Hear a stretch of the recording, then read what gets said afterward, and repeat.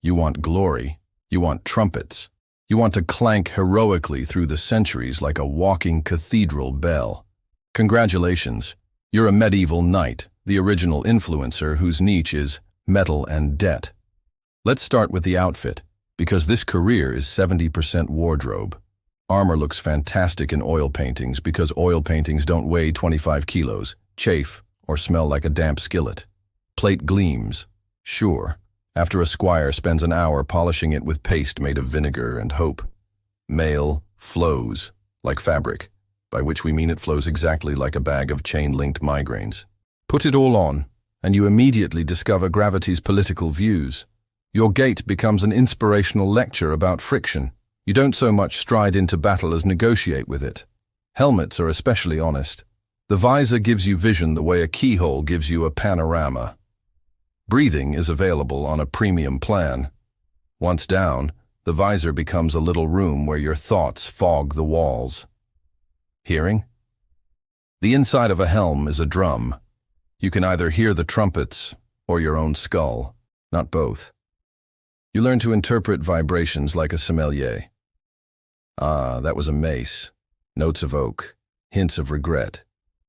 And then there's your co-worker, the horse.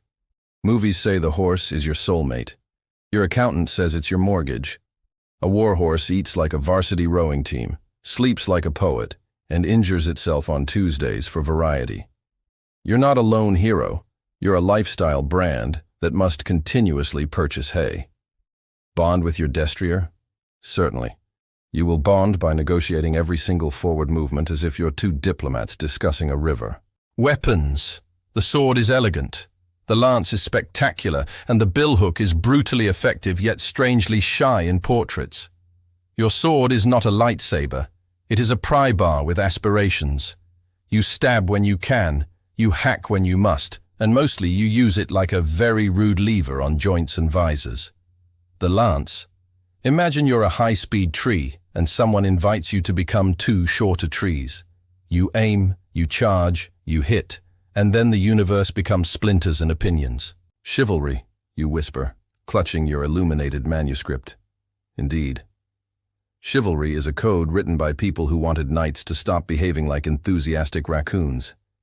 It asks you to be humble, brave, generous, pious, courtly, loyal, and also not set villages on fire unless your king is very sure. In practice, chivalry is the thing you quote at supper to explain why you pushed a man off his own horse, but then thoughtfully did not stab him while he was composing a prayer. Let's tour your workplace, the battlefield. It's mostly mud, waiting, and dentistry performed by God. The air is a blend of horse, man, and burning something. Trumpets are less for courage, and more to help you guess what's happening outside your helmet. You've invested your life savings in steel, only to meet a peasant with a 6-foot stick whose business model is leverage. Alternatively, you meet a longbowman who practices the radical notion that distance is safety.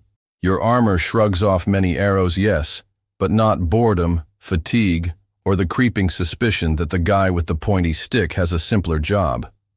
When you do get dramatic, it's usually in a ditch. Falling in armor produces a sound that makes blacksmiths look up in alarm. Getting back up in armor is the part paintings edit out. You flail like a very decorative beetle while your squire, who weighs as much as your left gauntlet, tries to pry you from the earth with encouraging statements such as, "One more push, my lord," and "Perhaps remove the shield, my lord," and "Do not drown, my lord." Ah yes, the squire. He polishes, laces, buckles, fetches, and maintains your public image as a functional object. He is paid in experience and proximity to danger. You call him boy, the way a ship calls its anchor friend. When you return from campaign with heroic mud in your soul, he returns with heroic laundry in his hands. Should you fall, he becomes a resume with legs. Tournaments sound glorious because they are violence with rules and gift bags. They are also where you discover the difference between pageantry and physics.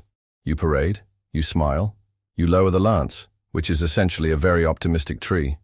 The impact shortens your to-do list to one item: remain a single person. You will collect splinters from places that don't have names. If you win, you get a purse of coins and a herald reciting your achievements like a live-action LinkedIn. If you lose, you get the same herald pronouncing your name differently while you rotate on the ground. Sieges, the slow cooker of warfare. Months of waiting punctuated by boiling oil, rocks, dysentery, and a thrilling opportunity to discuss supply chains. You camp outside a stone problem and hope mathematics solves it. Inside the walls they starve. Outside the walls you starve more politely. The engineers, those smug wizards of geometry, get all the fun toys, trebuchets, rams, towers that look like furniture from a giant's divorce. You get to stand there and be inspiring. Hygiene. You are a legend in a culture where water is both life and lawsuit. Everyone smells like a candle that gave up. The best soap is a rumor. You imagine a bath the way poets imagine islands. Under your mail shirt, the padded gambeson ferments personal philosophies. You do not so much take off your armor as peel. If romance occurs, it is because someone fell in love with your heraldry from across a field and never, ever got closer. Money.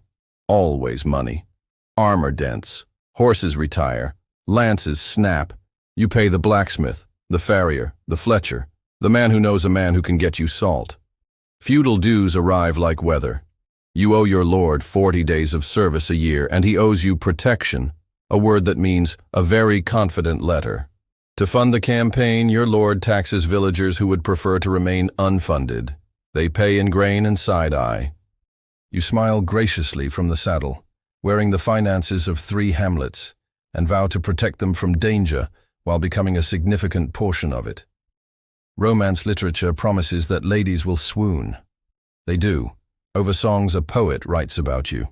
Bards are the medieval press office. They fix your verbs, brighten your adjectives, and airbrush your defeats into strategic retreats. They file you under lion-hearted and hope nobody was there. A generation later, painters drape sunset on your story and give your jawline the day off. Meanwhile, your real jawline is negotiating with a dentist who believes in pliers and prayer. Honor, you cry, galloping heroically toward an uncertain future. Honor is a marvelous thing. It keeps you warm while your tent fails.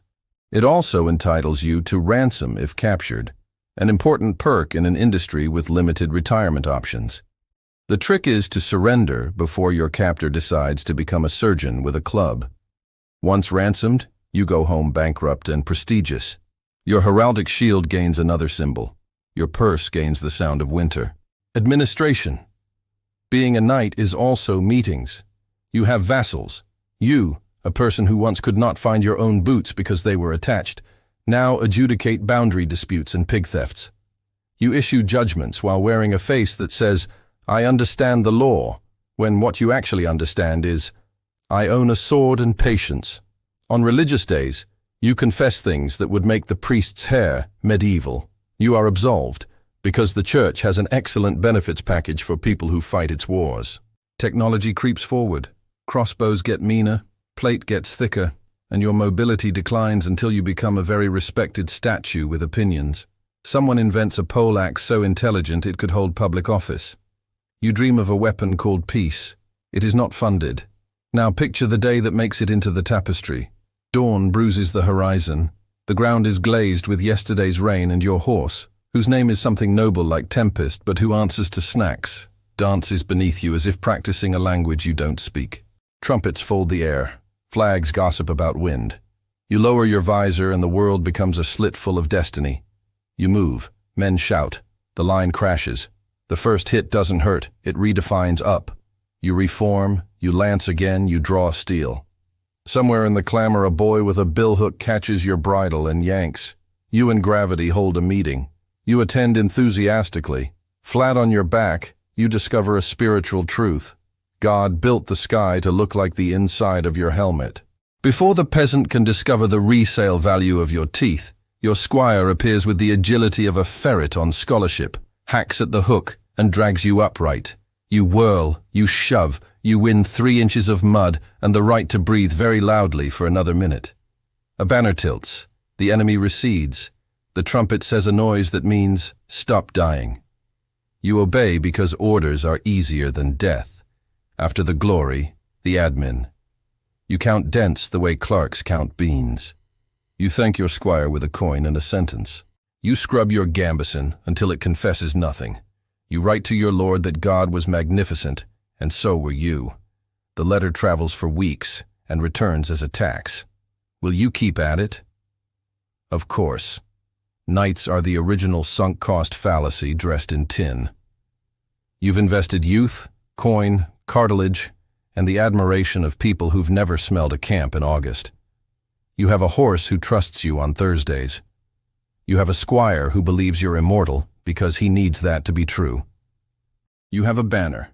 You have a name that rhymes with 3 verbs associated with stabbing. And you have stories. None of them are accurate. All of them are beautiful. So, yes, being a knight looks incredible. In portraits, you shimmer. In poems, you float. In life, you squeak, clank, itch, pay, fall, rise, and try not to become a legend in the passive voice. If you crave a career where your laundry weighs more than your conscience, where your therapist is a horse and your pension is a song, welcome. Strap in. Lower the visor. Remember, the most heroic thing you'll do today is stand back up. And if, after all that, you still want glory, fine. Just know that somewhere a painter is already fixing your posture, the bard is sharpening his adjectives, and your squire is in the corner polishing the truth.